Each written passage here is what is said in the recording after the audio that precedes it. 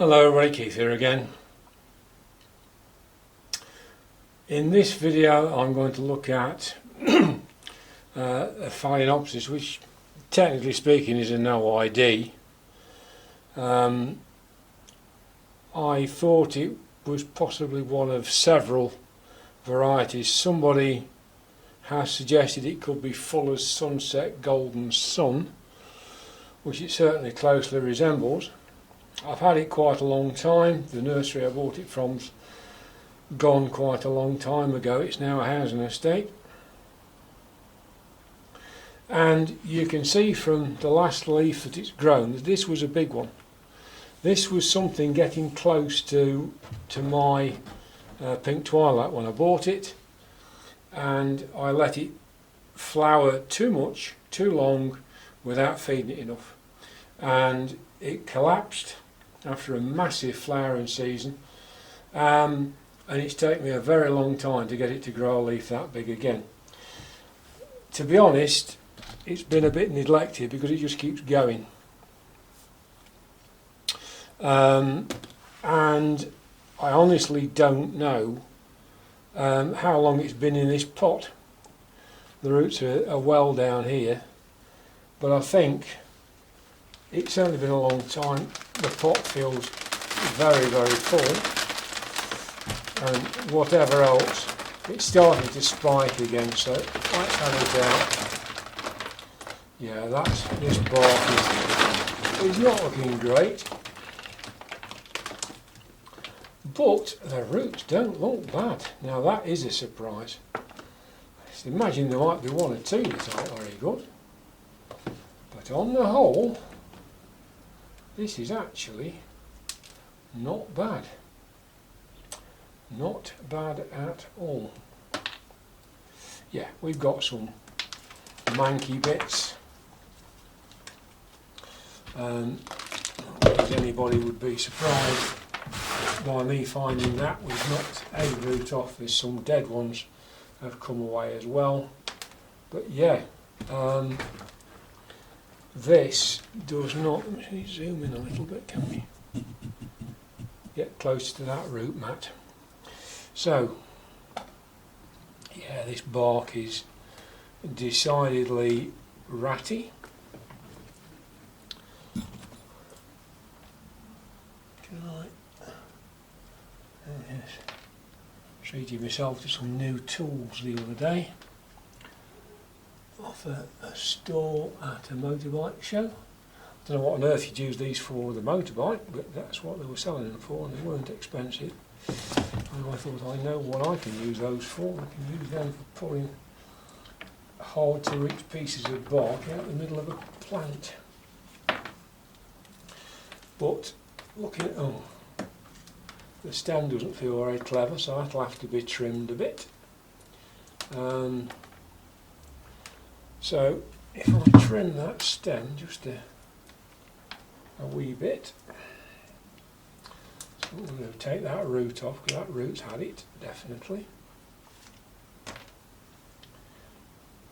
That root's had it very clearly. Cut that back and give it some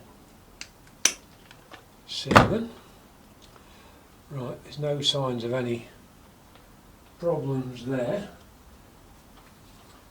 A little tray of cinnamon on the rack.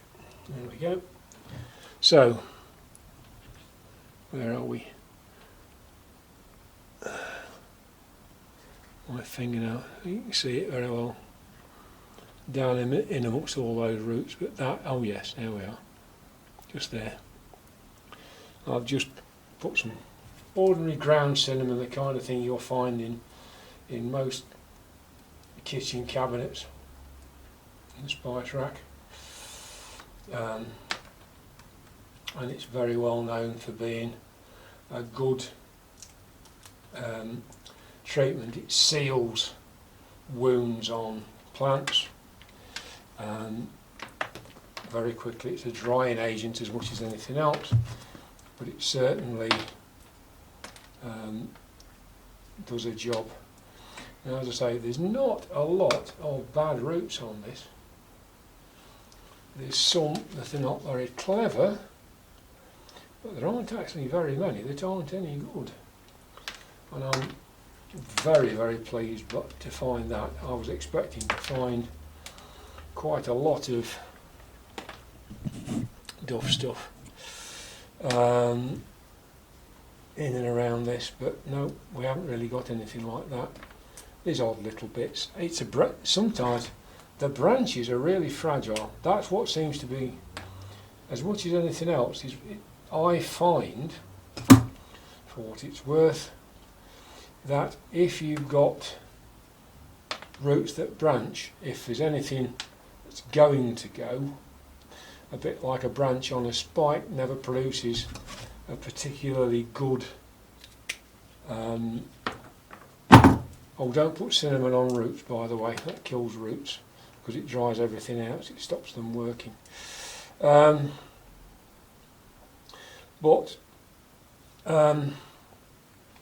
Yeah, that's pretty good. That's pretty good. I'm surprised and delighted by that. That one has broken. Now you can see there, I hope, the structure of an orchid root. Because this is not really a root. The bit in the middle, the tiny little stringy bit in the middle is the actual root. This is a water storage organ. And that's what the thing will use. So the outside will very quickly absorb water. So as rainwater comes past the plant, it will absorb as much of it as it can, and then it will store that in the I think it's called the epithelium, I'm not sure. I'm not a botanist, as I've said many times. I am, for my sins, early stage of my career I was in mechanical engineering, and the final stages I was in sort of mixture of mining and mechanical engineering at university. So biology was nowhere on a scale of 1 to an awful lot. Another root that can come off, I think another branch that's not looking very clever. Take that off. Don't want to muck it about too much. And I think again I'm going to soak it so that I can get these roots as flexible as possible, so that I can get them inside the pot. Whether it'll go inside a pot that size, whether I want to pot it up, I don't know. But I'm going to put this into some rainwater. Will it go in that jug? Not very well. Okay. Tub here, that should take it.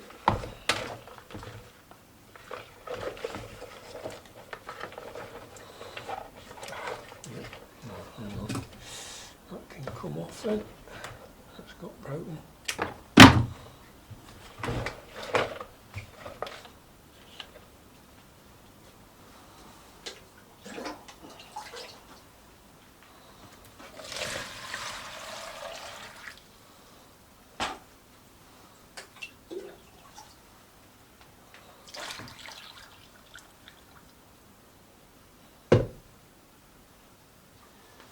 And of course that's another way of seeing if roots are viable or not, because if they change colour, then they're probably going to be okay, and if they don't, they're probably dead or dying.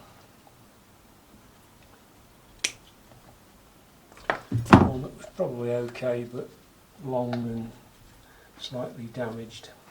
So we'll leave that to soak for a minute.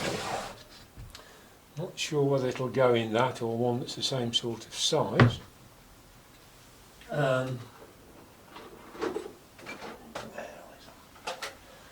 What have we got? That's smaller. That's the same. That's the same. That's not. And there's that one.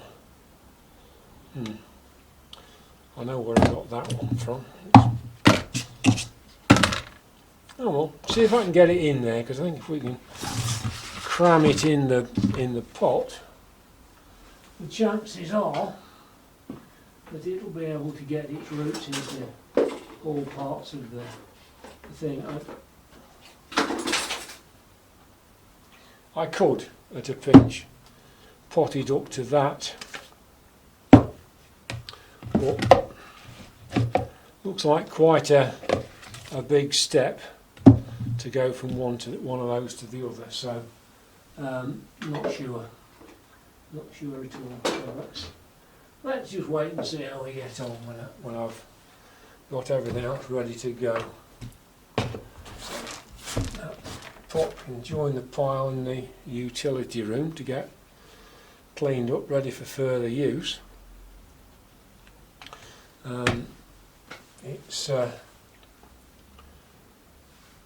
It's quite a pile now. I'll have to go and get me hands wet. Right. Yeah, so all of these roots, whether they're green or not, are nice and firm and what have you. I don't think there's any problem with any of those. The question is, can I persuade that lot into this pot? I know people say, oh, you can't put aerial roots into a pot, you'll kill them. I honestly haven't found that. That's too small. Right, okay, it's going to have to go with the size, which is that one. Now, yes, it's a big plant. Yes, it's got a lot of roots. I have been caught with this plant and with some other Phalaenopsis before. You can overpot them, and the risk if you overpot is that this bottom part of the pot, even though you've got roots down towards it, doesn't dry. So my answer to that is twofold. One is to put a layer of much coarser bark in the bottom to try and get it to drain. But the other is not to pot it all the way up to the top. Cover the plant, yes, but not actually. Put it back in there. Not actually.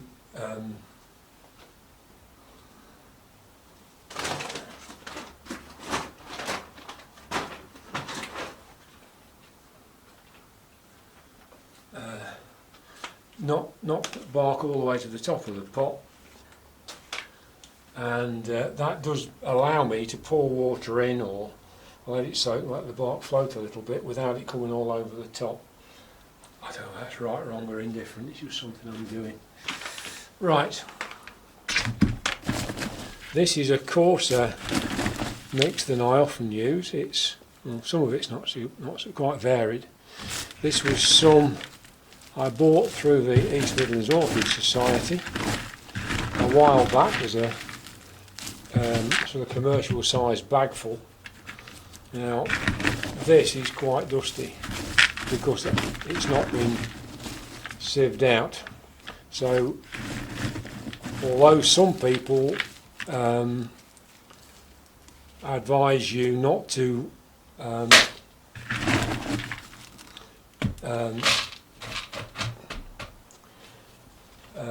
not to water a plant after you've repotted it, and I know there's some respected people say that.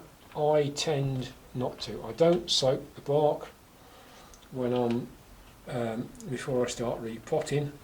I use it as is. Right, let's see if we can get all that down, as much of that down in there as I can. That's not looking. Why won't that go down? What's stopping it? It's all tangled up, that's why. Right. Try again.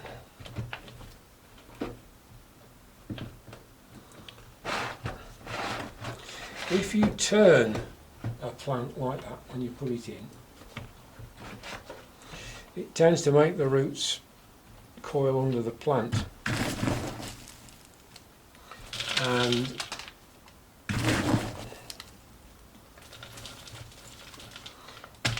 can do a lot better at getting a lot of root into a smaller pot. And although we can all, there is the maxim that orchids shouldn't be potted up too frequently. It's not, I don't think, that the orchids are a problem if they're over potted, but you've always got to remember that these are not plants that will tolerate, will not tolerate wet roots for any length of time. So if you over pot it and the roots are nowhere near the edges of the bark, you're going to end up with a situation where the edges of the pot are not drying, and if stuff isn't going dry and you keep watering because the top's dry, and that's the same danger with moss. I've found I find it extremely difficult to work with moss in a pot, not so much on a mount because there's no depth of moss, and what's dry on the surface is going to be dry underneath. The problem comes when you've got a situation, right, here we are,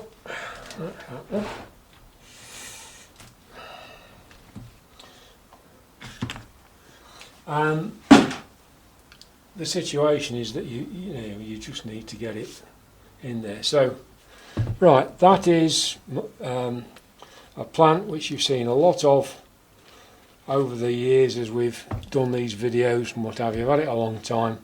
Starting to come back. We've got, where are we?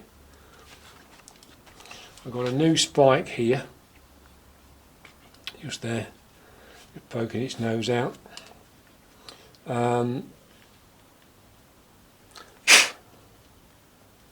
So that is, say, strictly speaking, no ID, but